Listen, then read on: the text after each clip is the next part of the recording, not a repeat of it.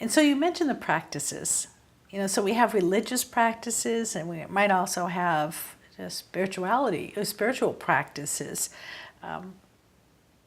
Is there a difference between one and the other? So I think, spiritual practices, it's kind of more fuzzy term because it's hard to know exactly what spiritual but not religious people would do. I think many people who would call themselves spiritual might practice meditation, although I wouldn't say on the other hand that meditation is a spiritual practice, but I think many people who are spiritual do practice meditation.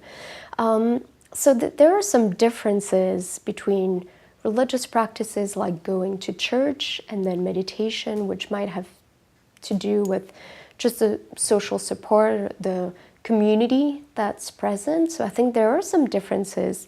But in my work, I've been mostly interested in what's similar between the two and how the two kind of help people find meaning, be connected to people directly around us, but also in meditation can be to a larger circle, and to also experience positive emotions.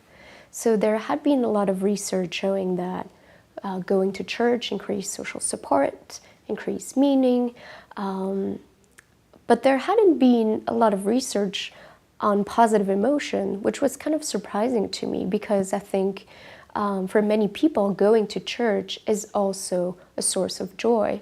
And we know that positive emotion, builds health and well-being. And is it true that religious seem to have a higher level of happiness than Yeah. non-religious folks? Yeah. There is some research showing that religious people are happier, they live longer, they're more satisfied with their life.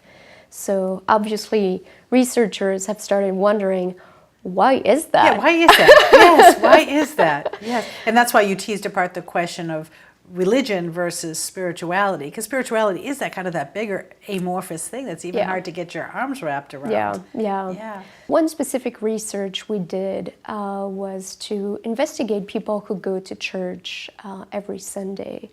And so we asked them to report how they felt while attending church, and report their positive emotion, how connected they felt to, their fellow church members, and how much meaning they derived from going to the church service.